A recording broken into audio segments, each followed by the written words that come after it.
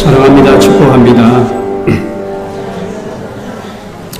하나님 아버지 감사합니다. 이 시간에 아버지께서 들려주시는 이 귀한 음성을 듣고 우리가 마음을 집중하여 잘 깨닫게 해주시고 또 이 말씀대로 살아서 정말 하나님이 기뻐하시는 삶, 또 하나님이 은혜 주시는 삶, 축복된 삶을 살도록 도와주시옵소서.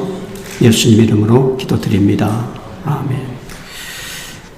오늘은 성도의 일반적인 생활, 우리 크리스찬들이 살아갈 때 여러 가지 오늘 여기 말씀을 해주셨는데 9절에 보면은 사랑엔 거짓이 없나니 악을 미워하고 선에 속하라. 사랑은 사랑인데 악이 없는, 거짓이 섞여 있지 않는 진실한, 불의가 섞여 있지 않는 그런 사랑을 해야 된다는 것이죠.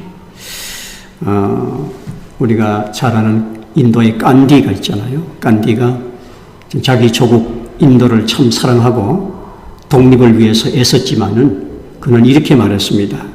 내가 거짓말을 한마디 해서 이 인도가 독립을 한다 하더라도 나는 그 인도의 독립을 위해서 거짓말을 하지는 않겠다. 바로 이것이 거짓 없는 사랑, 악이 없는 사랑, 이런 사랑을 크리스찬은 해야 된다는 것이죠. 사랑이라고 다 사랑이 아니라는 것이죠. 또 이건 한국에서 오래전에 일어난 일인데 아들이 사고를 내고 뺑소니를 쳤는데 아버지가 그 아들을 고발해서 구속이 되었다 하는 신문이 났습니다. 이것이 바로 선에 속한 자식 사랑이라 그 말이죠. 악이 없는 사랑. 그것을 크리스찬은 그렇게 할 수 있어야 된다는 것이죠. 이것은 보통 사람이 할 수 있는 게 아니잖아요. 자기 아들을 고발하는. 그러나 이 아들은 잘못했고 범죄를 했으니까 마땅히 벌을 받아야 된다. 그것이 진정한 부모의 사랑이란 말이죠. 그걸 감싸주고 감추고 그냥 넘어가는 것은 크리스찬으로서 그거는 선에 속한 사랑이 아니다. 진실한 사랑이 아니라는 것이죠. 우리 크리스찬들은 이것을 잘 구분해야 된다는 것이죠. 그 다음에 사랑과 우애로 존경하기를 서로 먼저 하라. 형제를 서로 존경해야 된다는 거죠. 형제를 존경하는 이유가 뭐냐? 여기서는 우리 크리스찬들을 말하는 겁니다. 먼저 그리스도가 나를 위해서 십자가에 못 박히신 것처럼 그 형제를 위해서도 주님이 십자가에 못 박히셨다는 것이죠. 주님이 내 죄를 사해 준 것처럼 저 사람의 죄도 사해 주셨기 때문에 내가 그 형제를 우애하고 사랑하고 존경해야 된다 하는 겁니다. 그리스도께서 나에게 구원과 영생을 주신 것처럼 형제에게도 영생과 구원을 주셨기 때문에 나도 그를 존경해야 된다는 거죠. 하나님이 나를 사랑하는 것처럼 그 형제도 하나님께서 사랑하시기 때문에 항상 우애하고 사랑과 존경하기를 서로 먼저 해야 된다 하는 것입니다. 먼저 해야 된다. 인사 사인이 떨어질 때까지 기다리지 말고 자기가 먼저 하란 말이죠. 저 인사 하나하나 보자. 그러지 말고 자기가 먼저 하라. 서로 먼저 하라는 거예요. 먼저. 그 다음에 또 하나는 우리는 크리스찬이 아니라도 이 세상의 모든 사람에 대해서 우리는 존경하는 마음을 가져야 된다는 것이죠. 왜냐하면 그게 하나님께서 인간을 만드실 때 하나님의 형상이 거기에 들어 있습니다. 그렇기 때문에 모든 인간에 대해서 존경하는 마음을, 사랑하는 마음을 가져야 된다는 것이죠. 왜냐하면 그게 하나님의 형상이 그 사람에게도 있기 때문에. 그래서 다른 사람을 존경하는 것은, 다른 사람을 사랑한다고 하는 것은 곧 하나님을 존경하고 하나님을 사랑하는 것입니다. 그래서 우리가 잘 아는 탈무드에 나오는 이야기 있잖아요. 어떤 마을에 아주 못생긴 청년이 있었는데 어떤 한 어른이 지나가다가 인사를 꼬박하니까 라카라는 것은 신학에 나오는 욕입니다. 유대인 욕입니다. 이 꼴보기 싫은 놈, 그런 한국말로 하면 그런 아주 못생겼으니까 이 꼴보기 싫은 놈, 라카.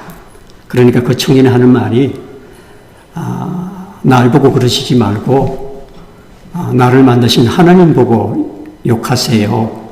그랬다는 거잖아요. 그러니까 우리 인간을 욕하는 것은 곧 그를 만드신 하나님을 욕하는 거다 그 말이죠. 그게 바로 우리 신학적인 인간학이라고 말하는 것입니다.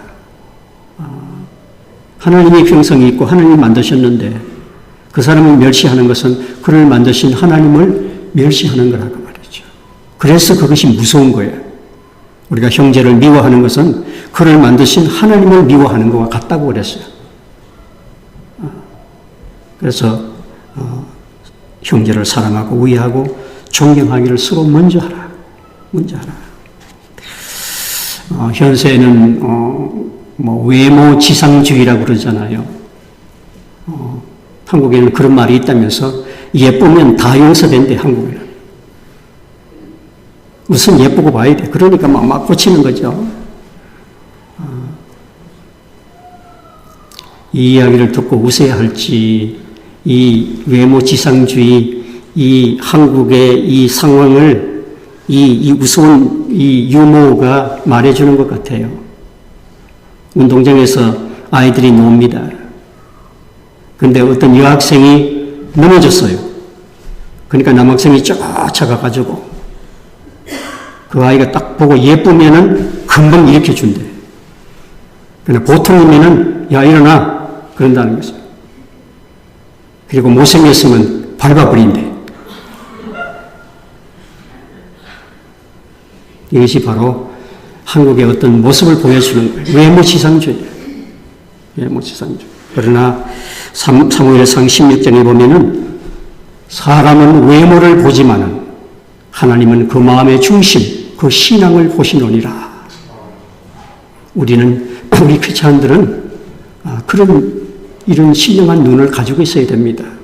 그 사람이 이렇게 볼 때 외모 보지 말고 그 사람이 가진 믿음이 뭔지, 그 사람의 어떤 인격은 뭔지, 그 사람의 좋은 점은 뭔지를 봐줄 수 있는 그런 눈을 가져야 우리가 크리스찬이라 그 말이죠.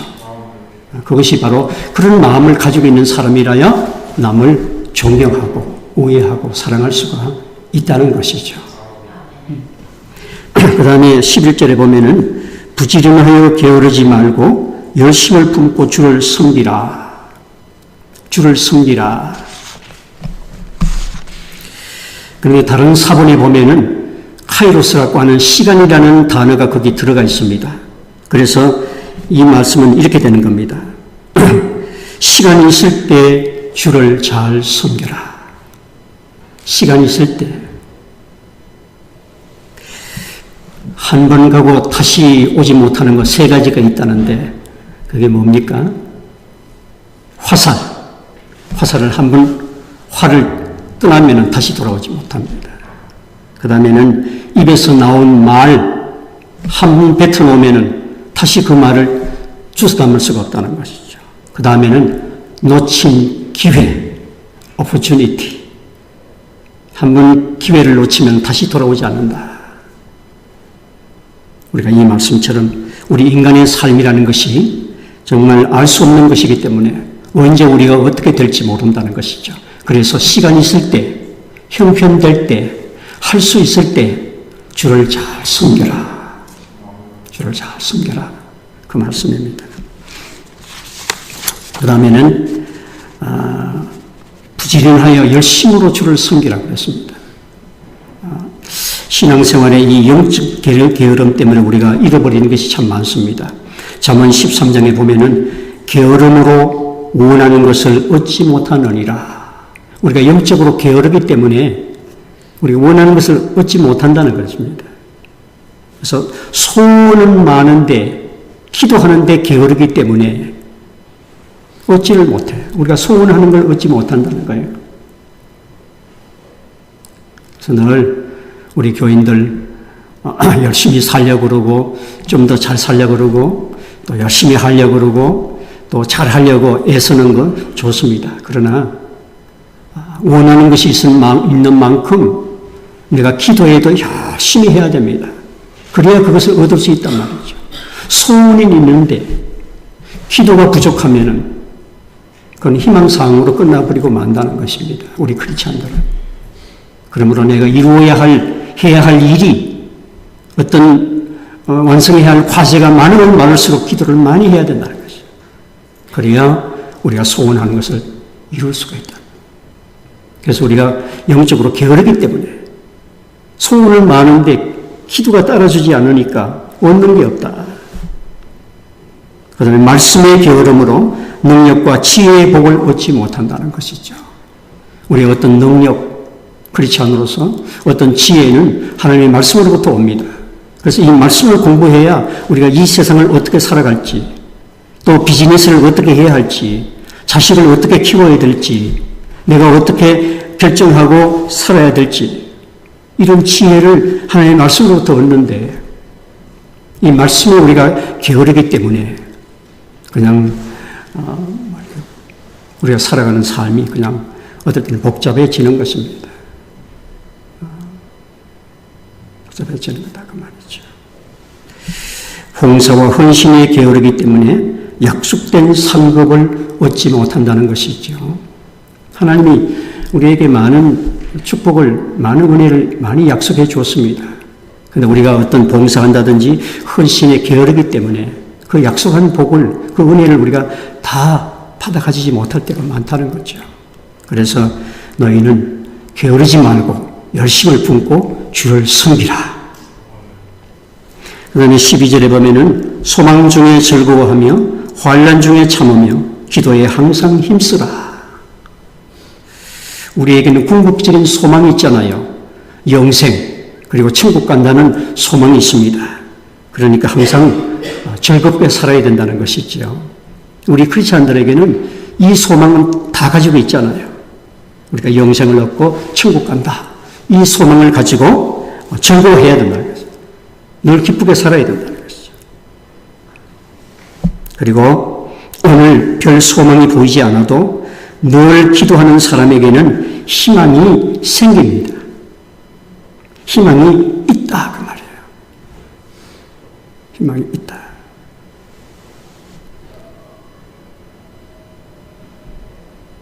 기도하는 사람에게 희망이 생깁니다. 그래서 기도를 해야 됩니다. 없던 희망도 생긴다. 환난이 오고 어려움이 올 때는 참고 기도에 힘쓰라는 것이죠. 참고 기도하면은 환난이 피해가든지 금방 지나가든지 합니다. 우리 크리스찬들이 어려움이 오잖아요. 그러면 기도를 해야 됩니다. 그러면 그 어려움이 피해가든지, 나를 피해가든지, 아니면 금방 그 어려움이 끝나든지, 그래서 기도라는 것이 대단히 중요한 겁니다. 대단히 중요하단 말이죠. 참고 기도하면은 그 환난과 어려움을 극복할 수 있는 어떤 지혜, 능력, 어떤 환경을 하나님이 주십니다. 그래서 자기가 가정적으로, 자녀적으로 살아가는 어떤 삶에 온 건강에 어려움이 있을 때 기도하지 않으면 그것이 오래 계속됩니다. 어떤 해결할 길이 크리스찬에는 없다는 것이죠. 그래서 기도를 해야 되는 겁니다. 그러면 그 환난이 빨리 끝날 수도 있고, 그 환난을 피해갈 수도 있고, 또 그렇지 않을 때는 그것을 이길 수 있는 어떤 능력을 얻고, 어떤 지혜를 얻고, 어떤 환경을 하나님이 만들어 주신다는 것이죠. 그래서 성경에서 우리의 믿음의 선배들도 그저 쉽게 살아간 건 아니잖아요. 우리보다 더 어려운 상황에 많이 처해 있었지만은 기도로서 그걸 극복하고 승리하면서 살아간, 그것이 우리 믿음의 조상들의 하나의 지혜였고 신앙이었다는 것이죠.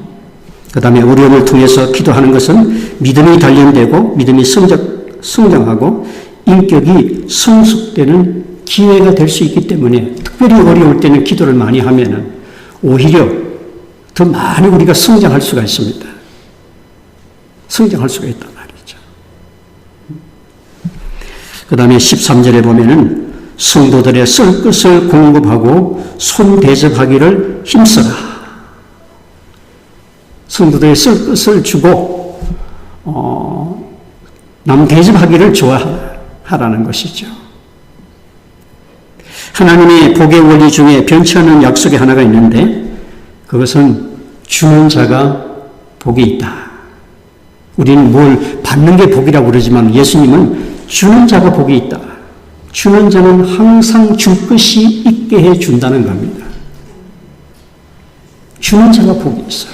그래서 주려고 하는 사람이 돼야 돼. 받으려고 하는 사람. 자꾸 받다 보면 나중에 복이 없었죠. 주려고 해야 돼요. 주려고.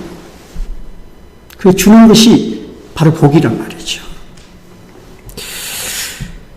잠언 11장 24절 25절 보면 이런 말씀이 있습니다. 흩어 구제해도 남이 구제해도 더욱 부하게 되는 일이 있나니 과도히 아껴도 가난하게 될 뿐이니라. 구제를 좋아하는 자는 풍족하여 질 것이요 남을 윤택하게 하는 자는 윤택하여 지리라.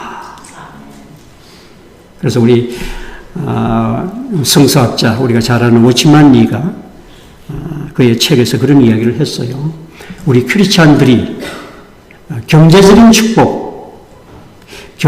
축복을 밟고 살려면은 두 가지 하나님이 주신 약속이 있다 그랬어요. 하나는 하나님께 드리는 것. 하나님께 드리는 것을 잘 해야 돼요. 정확하게 해야 돼요. 이것이 우리가 경제적인 축복을 하나님께 받는 약속입니다. 또 한 가지는 남에게 주는 것.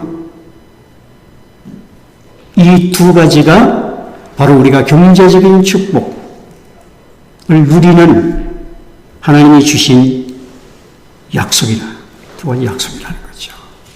이걸 잘해야 됩니다. 잘 기억하시길 바랍니다. 자꾸 돈 벌려고 생각하지 말고 돈 벌려고 자꾸 생각하면은 힘만 들고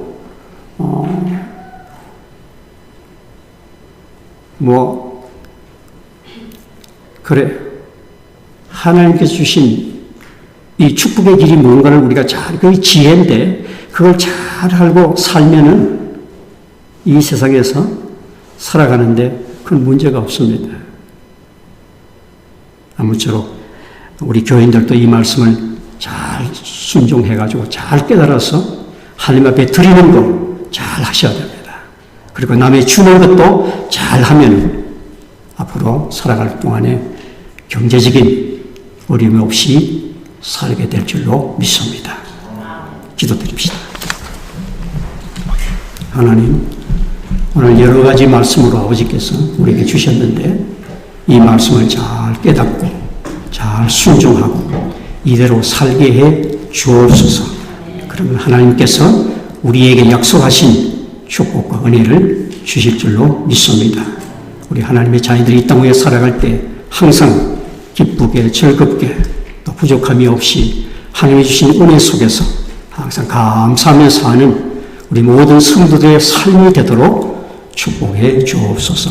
감사하고 예수님 이름으로 기도드립니다. 아멘.